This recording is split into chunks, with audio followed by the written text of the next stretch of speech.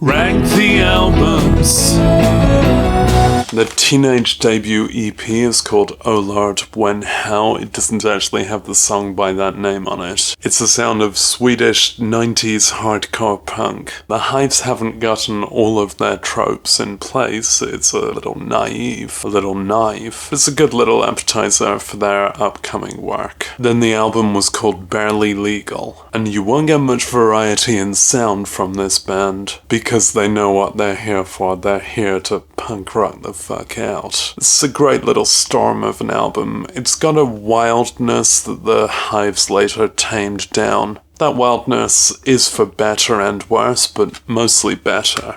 There was another EP around then called AKA IDIOT. With how short their songs are, you may as well just call this a single anyway, on which the B-sides aren't particularly interesting. This is throwaway, really. It's going down here. Then came a honed Hives. Some of the more successful singles are on this one, although they weren't released in the UK until a few years later. It is the more rigid sound, but it still rushes straight past you. The personality of the band is set into place now. These black and white matching uniforms. I love their dueling punk guitar riffs. The lyrics have the anti-work, rebellious aesthetic of Swedish punk. The character of the Hives, and especially their singer, as narcissistic, was really set in place by now. And that's a good shtick to apply to the single-minded, rebellious drive of punk. This album doesn't have all of the best content. It's got some of the best content.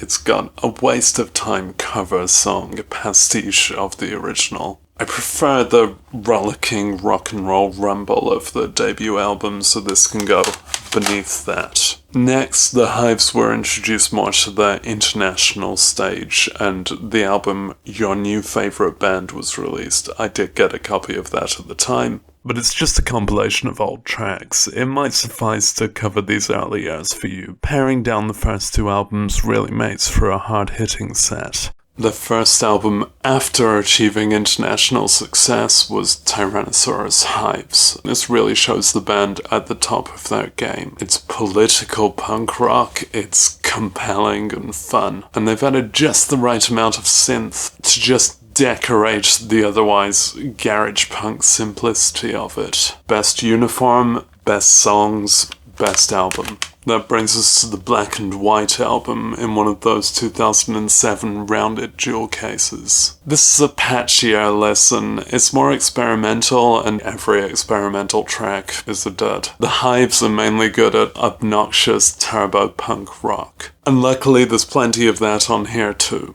It's got their best single, Tick Tick Boom, and several tracks that almost match up, and several tracks that don't at all. Maybe like 20 minutes of this could be filed as the Hives' best work. It's good to put on for a workout with the exercise of tapping the skip button. As an album, that puts it here.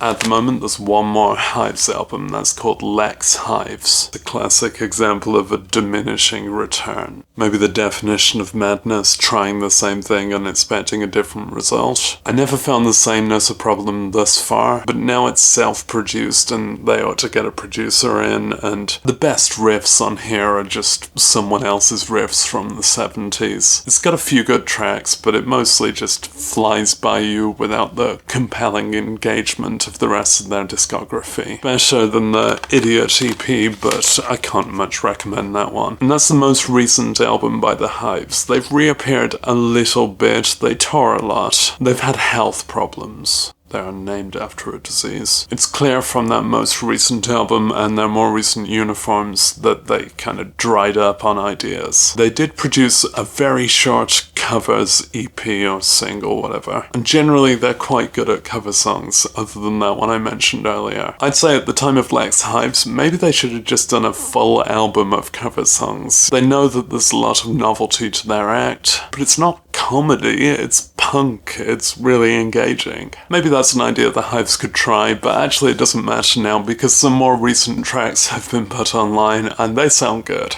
I do believe they've refound their mojo, and I look forward to another arc of Hives releases. Until then, it looks like this.